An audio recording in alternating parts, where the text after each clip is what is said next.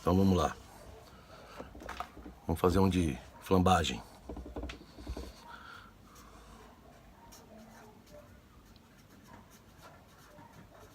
Para quem perdeu a aula, vamos trabalhar com flambagem para poder entender aqueles conceitos do que eu tinha colocado para vocês sobre geometria, né? Conhecendo a geometria, saber em qual região que pode estar ocorrendo a flambagem, que tipo de flambagem que pode ocorrer. Então aqui eu vou fazer o seguinte, eu vou pegar, colocar aqui começar a trabalhar com uma coluna, tá? Nessa coluna eu estou admitindo o seguinte, eu estou admitindo que ela vai estar presa na parte inferior, tá? Ela vai ter um comprimento ali de 4 metros. Então aqui o comprimento real dela vai ser de 4 metros. E eu quero aplicar uma carga ali na extremidade superior. E sabendo que essa carga que eu vou estar aplicando aqui, que é uma carga P, ela vai ter uma limitação com relação à flambagem, né? Vou pegar uma seção transversal aqui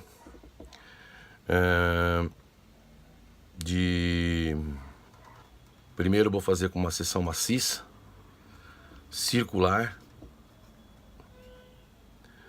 com um diâmetro de 40 milímetros, tá? Então, seguindo aquele roteirinho que eu passei para vocês, que eu não sei se vocês fizeram download ou não, mas é esse daqui, ó, só para poder relembrar. O que a gente vai ter que fazer é, nós conhecemos a seção transversal, a geometria dela é conhecida, então o primeiro passo é calcular o momento de inércia. Lembrando que flambagem, ela vai sempre ocorrer na região ou naquela direção onde o momento de inércia é mínimo. Então, nesse caso aqui, como é circular, tanto faz o momento de inércia em X ou o momento de inércia em Y, ele vai ser mínimo. E aqui eu vou calcular qual é esse momento de inércia. Então, para esse caso aqui, o momento de inércia de uma seção circular vai ser π vezes o diâmetro à quarta sobre 64. Então, com esse diâmetro aí de 40 milímetros, eu vou obter o valor do momento de inércia. Então, 40 à quarta vezes π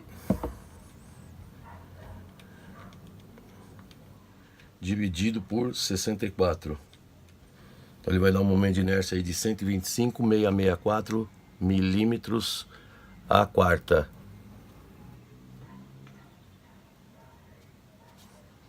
Depois disso, vamos calcular a área da seção transversal, seguindo o roteiro aqui, ó. A área da seção transversal para uma seção circular vai ser πd ao quadrado sobre 4. Então, usando aí uma mesma ideia, né? 40 ao quadrado dividido por 4 vezes π. Vai dar 1256,64. Então, 1256,64 milímetros quadrados. Se eu não errei nada nessa desgraça aí, né? Só conferir para ver se eu fiz mesmo certo, porque eu posso ter feito alguma besteira aí. Dividido por 4, ou não, é 40 à quarta dividido por 64 vezes π. 16, tá certo. Então os dois estão certos aí, tanto o momento de inércia quanto a área. Então vamos lá. Depois disso, vou calcular o raio de giração desse cara. Então o raio de giração ele vai ser o quê? Ele vai ser o momento de inércia mínimo, então eu vou ter a raiz quadrada do momento de inércia mínimo pela área. Então vai ser 125,664 dividido por 1256,64. Tirando a raiz disso, isso aí vai dar 10 milímetros, tá? Vamos para o comprimento de flambagem. Comprimento de flambagem de uma barra engastada, ela vai ter um comprimento virtual aí, que é o comprimento efetivo de flambagem, de 2 vezes o comprimento, nessa tabelinha aqui. Então, vamos para o comprimento efetivo de flambagem, que ele vai ser 2 vezes o próprio comprimento real. Então, 2 vezes L. Não esquece que tem que procurar sempre qual é a condição que você está calculando esse comprimento efetivo de flambagem. Então, ela vai ser 2 vezes 4, então ela vai ser 8 metros, que equivale a 8.000 milímetros. Eu sempre calculo usando milímetro, porque na mecânica a dimensão mais utilizada aí é a parte do milímetro, né? Justamente para facilitar na hora de calcular a tensão.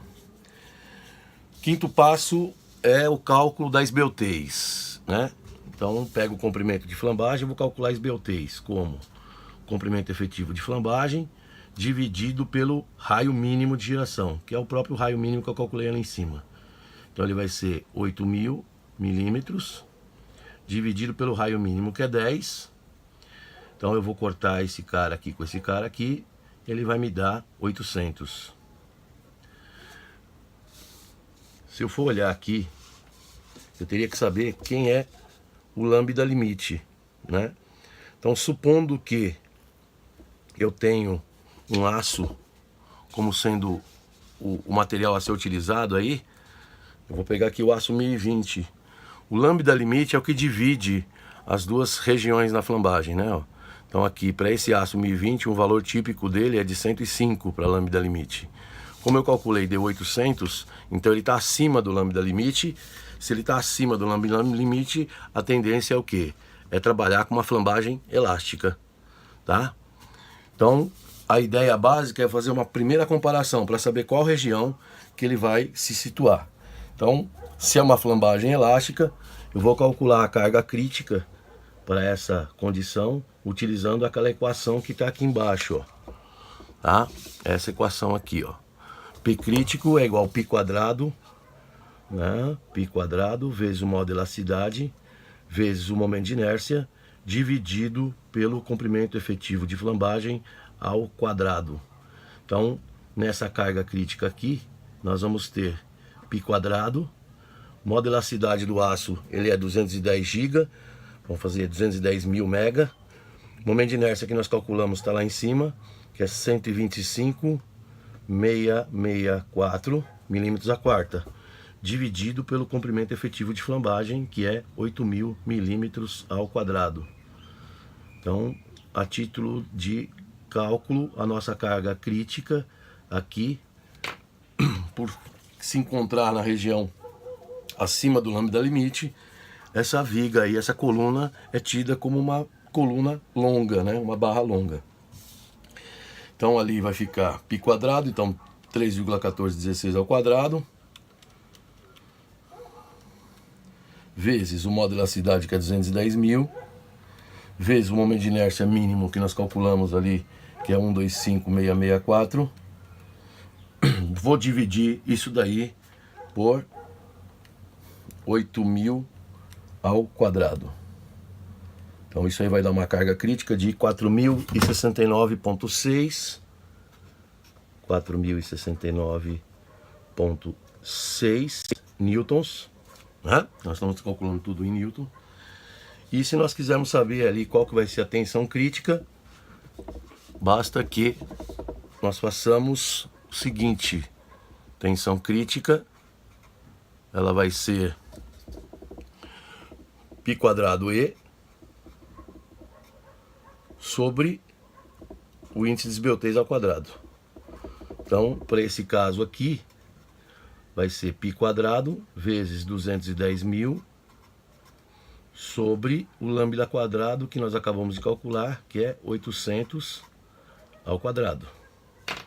Então, 210 mil dividido por 800 ao quadrado vezes o π ao quadrado. Isso aí vai dar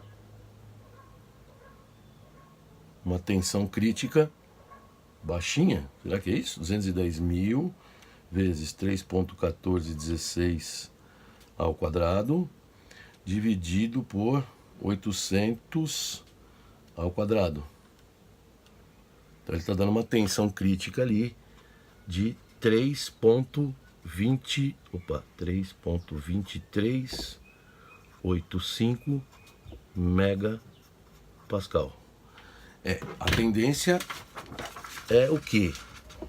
À medida que você passa do lambda limite, a tendência é a tua tensão ficar o quê? Cada vez menor, né? Na ocorrência da flambagem elástica.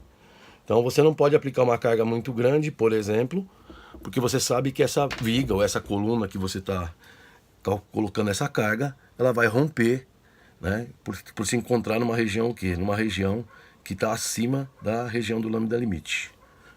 Tá bom? Então isso aqui foi só uma introdução para quem não viu a primeira aula, né, de flambagem, para justamente a gente poder estudar quando for fazer a prova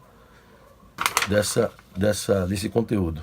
Não esquece de fazer o download que eu deixei disponível para vocês poderem utilizar essa tabela aí, esse roteiro que vocês vão usar no dia da prova.